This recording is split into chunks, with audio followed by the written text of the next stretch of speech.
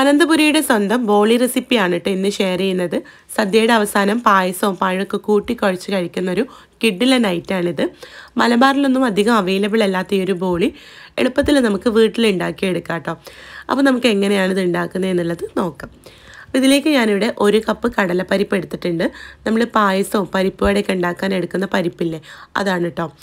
അപ്പോൾ ഇത് കുറഞ്ഞത് 4 മണിക്കൂറെങ്കിലും കുതിർത്തെടുക്കുക. ഞാനിപ്പോൾ ഇത് ഓവർനൈറ്റാണ് കേട്ടോ സോക്ക് ചെയ്തെടുക്കുന്നത്. അപ്പോൾ ഇത് മുങ്ങിക്കിടക്കാൻ ആവശ്യത്തിനുള്ള വെള്ളം ഒഴിച്ചിട്ട് കുറഞ്ഞത് 4 മണിക്കൂറെങ്കിലും കുതിർക്കാനായിട്ട് മാറ്റി വെക്കാം. പരിപ്പ് നല്ലപോലെ കുതിർന്ന് വന്നാൽ നമുക്കിതൊന്ന് വേവിച്ചെടുക്കണം. ഒന്നുകിലും സാധാരണ ഒരു പാനിലിട്ട് വേവിച്ചെടുക്കുക വെള്ളം ഒഴിച്ചിട്ട്, അല്ലെങ്കിൽ പ്രഷർ കുക്കറിലിട്ട് ഒരു വിസിലടുപ്പിച്ചെടുക്കാം. മുങ്ങിക്കിടക്കാൻ ആവശ്യത്തിനുള്ള വെള്ളം ഒഴിച്ചിട്ട് ഹൈ ഫ്ലെയിമിൽ ഒരു വിസിലടുപ്പിച്ചെടുക്കുക. എന്നിട്ട് അതിൻ്റെ പ്രഷറൊക്കെ പോയിട്ട് തുറക്കുമ്പോഴേക്കും പരിപ്പ് നല്ലപോലെ വെന്തിട്ടുണ്ടാവും കേട്ടോ. നമുക്കിങ്ങനെ കൈവച്ചിട്ട് ഇത് ഉടച്ചെടുക്കാൻ പറ്റണം. ആ ഒരു രീതിയിൽ വെന്ത് കിട്ടണം കേട്ടോ. ഇനി നമുക്കിത് തണുക്കാനായിട്ട് നല്ല പോലെ തണുത്ത് ഇതിലുള്ള വെള്ളമൊക്കെ പോകണം. അപ്പം അതിന് വേണ്ടിയിട്ട് ഊറ്റിയെടുത്ത് മാറ്റി വെച്ചിട്ടുണ്ട്.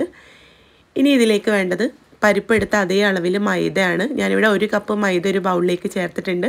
അതിലേക്ക് ആവശ്യത്തിനുള്ള ഉപ്പും പിന്നെ കുറച്ച് ഫുഡ് കളർ ചേർക്കുന്നുണ്ട്. ഇതിന് പകരം മഞ്ഞൾപ്പൊടി ചേർത്താലും മതി കേട്ടോ. ഫുഡ് കളർ ചേർക്കണം നിർബന്ധമൊന്നുമില്ല. ബോളി എന്ന് പറയുമ്പോൾ നല്ലൊരു യെല്ലോ കളറിലല്ലേ ഉണ്ടാവുക. അപ്പോൾ ആ ഒരു കളർ കിട്ടാൻ വേണ്ടിയിട്ട് ചേർത്തതാണ്.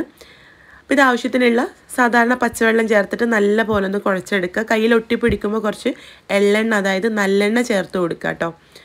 എന്നിട്ട് ഇത് നമുക്ക് കൗണ്ടർ ടോപ്പിലിട്ടിട്ട് നല്ല പോലെ ഒന്ന് കുഴച്ച് സോഫ്റ്റാക്കി എടുക്കണം കേട്ടോ. മൈദ ആയതുകൊണ്ട് തന്നെ കൗണ്ടർ ടോപ്പിലൊക്കെ കുറച്ച് ഒട്ടിപ്പിടിക്കും, അത് കുഴപ്പമൊന്നുമില്ല. നല്ല പോലെ ഒന്ന് സോഫ്റ്റാക്കി എടുക്കണം കേട്ടോ. എന്നാലേ നമ്മുടെ ബോളിയും നല്ല സോഫ്റ്റായിട്ട് കിട്ടുള്ളൂ. എന്നിട്ടൊരു പാത്രത്തിൽ ഇതുപോലെ ഒന്ന് പരത്തി വെച്ചിട്ട് അത് മുങ്ങിക്കിടക്കാൻ ആവശ്യത്തിന് എള്ളെണ്ണ, അതായത് നല്ലെണ്ണ ചേർത്ത് കൊടുക്കാം. നമ്മുടെ ബോളി ഉണ്ടാക്കാൻ ഇത്ര എണ്ണയുടെ ആവശ്യമൊന്നുമില്ല കേട്ടോ. പിന്നീട് നമ്മൾ ഈ എണ്ണ എടുത്ത് മാറ്റും.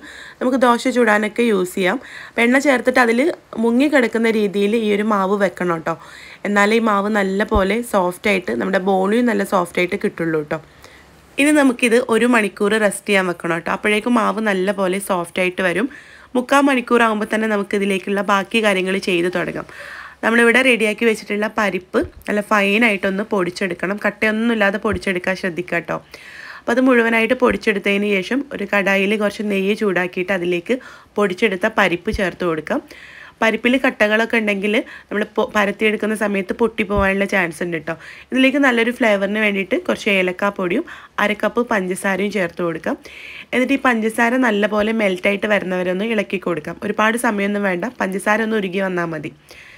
എന്നിട്ട് ഇതൊരു പാത്രത്തിലേക്ക് മാറ്റിയിട്ട് ഇളം ചൂടോടെ തന്നെ നമുക്കിതുപോലെ ഒന്ന് ഉരുട്ടിയെടുക്കാം. നമ്മുടെ ബോളിയുടെ വലുപ്പത്തിനനുസരിച്ചിട്ട് ഉരുട്ടിയെടുക്കാം കേട്ടോ. അപ്പോൾ ഞാൻ ഏലക്കാപ്പൊടി ചേർത്തപ്പോൾ കുറച്ച് തരിതരിപ്പായി പോയി. അപ്പോൾ ഫൈനായിട്ട് പൊടിക്കാൻ ശ്രദ്ധിക്കണം. അപ്പോൾ ഇതാ 1 മണിക്കൂറായപ്പോൾ നമ്മളിതിലുള്ള എണ്ണയൊക്കെ ഒന്ന് എടുത്ത് മാറ്റിയിട്ട് ഇതിൽ നിന്നും മാവ് എടുക്കുകയാണ് കേട്ടോ. കണ്ടോ, നല്ല സോഫ്റ്റായിട്ട് വന്നിട്ടുണ്ട്. ഇനി ഇതിൽ നിന്നും ഓരോ ഉരുള എടുത്തിട്ട് കയ്യിൽ വെച്ചിട്ടൊന്ന് നല്ല പോലെ പരത്തി കൊടുക്കുക. മാവ് നല്ല സോഫ്റ്റ് ആയതുകൊണ്ട് തന്നെ കൈ വെച്ചിട്ട് ഇതുപോലെ പരത്തിയെടുക്കാവുന്നതേ ഉള്ളൂ കേട്ടോ. പൊട്ടിപ്പോവാത്ത രീതിയിൽ തിന്നായിട്ട് പരത്തിയെടുക്കാം.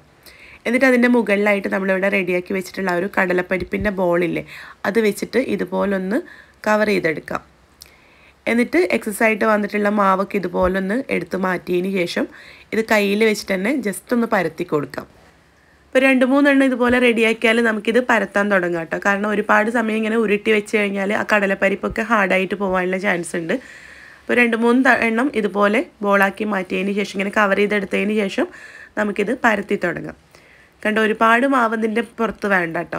ഈ ഒരു രീതിയിൽ ചെയ്തെടുക്കാം. അപ്പോൾ ആദ്യത്തെ ഒന്ന് നമ്മൾ ചെയ്യുമ്പോൾ തന്നെ ബാക്കിയുള്ളതൊക്കെ വളരെ സിമ്പിളായിട്ട് നമുക്ക് ചെയ്തെടുക്കാൻ പറ്റും. അപ്പോൾ ഇനി നമ്മളിത് പരത്തിയെടുക്കുന്നത് അരിപ്പൊടിയിലാണ് കേട്ടോ. നമ്മൾ പത്തിരി ഇടിയപ്പമൊക്കെ ഉണ്ടാക്കാൻ എടുക്കുന്ന നൈസായിട്ടുള്ള അരിപ്പൊടിയില്ലേ, അത് വെച്ചിട്ട് പരത്തിയെടുക്കുക. അപ്പോൾ പത്തിരിപ്പൊടി നന്നായിട്ട് ഇട്ടിട്ട് വേണം കേട്ടോ പരത്താൻ, അല്ലെങ്കിൽ ഇത് അടിയിലൊക്കെ ഒട്ടിപ്പിടിക്കും. കാരണം ഇത് നല്ല ഓയിലി ആയിട്ടല്ലേ ഇപ്പോൾ ഉള്ളത്. അപ്പോൾ ഇതാ ഇതുപോലെ പരത്തി കൊടുക്കുക. ഒരുപാട് അങ്ങോട്ട് പ്രസ് ചെയ്യരുത് കേട്ടോ. ഇതുപോലെ മെല്ലെ പരത്തി കൊടുക്കുകയാണെങ്കിൽ നമുക്കിത് എത്ര വലുപ്പത്തിലും തിന്നായിട്ട് പരത്തിയെടുക്കാൻ പറ്റും കേട്ടോ. അപ്പോൾ ഇതിൽ കാണുന്നത് ആ ഏലക്കാപ്പൊടിയുടെ ആ ഒരു സീഡ്സും കാര്യങ്ങളൊക്കെയാണ്, ഏലക്കയുടെ സീഡ്സൊക്കെയാണ്. അത് കുഴപ്പമൊന്നുമില്ല, പൊട്ടി പോവാതിരിക്കാൻ നല്ല ഫൈനായിട്ട് പൊടിക്കാൻ ശ്രദ്ധിക്കുക കേട്ടോ, കടലപ്പരിപ്പാണെങ്കിലും ഏലക്കാണെങ്കിലും. അപ്പോൾ ഇങ്ങനെ നമുക്ക് ഓരോന്നും പത്തിരിപ്പൊടി ഇട്ടിട്ട്, അതായത് അരിപ്പൊടി ഇട്ടിട്ട് പരത്തിയെടുക്കാം. അപ്പോൾ ഇതാ നമ്മളെല്ലാം പരത്തിയിട്ടുണ്ട്. അപ്പോൾ നിങ്ങൾക്ക് വേണമെങ്കിൽ ഇത് നല്ല റൗണ്ട് ഷേപ്പിൽ കിട്ടണമെങ്കിൽ ഏതെങ്കിലും ഒരു പാത്രം വെച്ചിട്ട് വേണമെങ്കിൽ കട്ട് ചെയ്തെടുക്കാം കേട്ടോ. പിന്നെ നമുക്കിത് ചുട്ടെടുക്കാം. അപ്പോൾ അതിന് വേണ്ടിയിട്ടൊരു നോൺ സ്റ്റിക്കിൻ്റെ തവ ചൂടാക്കി എടുത്തിട്ടുണ്ട്. എന്നിട്ട് നമുക്ക് ആദ്യം ഒന്ന് തിരിച്ചിട്ട് കൊടുത്തതിന് ശേഷം 2 സൈഡിലും കുറച്ച് നെയ്യ് പുരട്ടി കൊടുക്കാം. എന്നിട്ട് നമുക്കിത് തിരിച്ചും മറിച്ചിട്ട് ചുട്ടെടുക്കാം. നല്ല സോഫ്റ്റാണ് കേട്ടോ. ചട്ടകൊക്കെ തട്ടിക്കഴിഞ്ഞാൽ പൊട്ടിപ്പോകാനുള്ള ചാൻസ് ഉണ്ട്. അപ്പോൾ ശ്രദ്ധിച്ചിട്ട് വേണം തിരിച്ചും മറിച്ചും ഇട്ട് കൊടുക്കാൻ. വളരെ സോഫ്റ്റായിട്ട് തന്നെ നമുക്ക് കിട്ടിയിട്ടുണ്ട്. അപ്പോൾ ഇങ്ങനെ നമുക്ക് ബാക്കിയുള്ളതും ചുട്ടെടുക്കാം. അപ്പോൾ ഇത്രയേ ഉള്ളൂ തിരുവനന്തപുരം സ്പെഷ്യൽ ബോളി റെസിപ്പി. വളരെ സിമ്പിളാണ് ഉണ്ടാക്കിയെടുക്കാൻ. നമ്മുടെ ഈ ഒരു മലബാറിലൊന്നും അവൈലബിൾ അല്ലെങ്കിലും നമുക്ക് വീട്ടിൽ തന്നെ ഉണ്ടാക്കിയിട്ട് കഴിക്കാം കേട്ടോ. പായസമൊക്കെ കൂട്ടി കുഴച്ച് കഴിക്കാം. അടിപൊളിയാണ്. പറഞ്ഞു തരേണ്ട ആവശ്യമില്ല. ഒരു തവണ കഴിച്ചവർക്ക് ഒരിക്കലും ഇതിൻ്റെ ടേസ്റ്റ് മറക്കാൻ പറ്റില്ല. അപ്പോൾ ട്രൈ ചെയ്ത് നോക്കാം കേട്ടോ. ട്രൈ ചെയ്യുന്ന സമയത്ത് ഫീഡ്ബാക്ക് അറിയിക്കുക. ഈ ഒരു പായസത്തിൻ്റെ റെസിപ്പി നമ്മൾ 2 ദിവസം മുമ്പ് ചെയ്തിട്ടുണ്ട് കേട്ടോ. വളരെ സിമ്പിളാണ് ഈ ഒരു പായസം ഉണ്ടാക്കാനും. അപ്പോൾ ട്രൈ ചെയ്യുന്ന സമയത്ത് ഫീഡ്ബാക്ക് അറിയിക്കുക. കൂടുതൽ വീഡിയോസിനായിട്ട് നമ്മുടെ പേജ് ഒന്ന് ഫോളോ ചെയ്യുക. അപ്പോൾ നമുക്ക് അടുത്ത നല്ലൊരു വീഡിയോ ആയിട്ട് കാണാം. താങ്ക്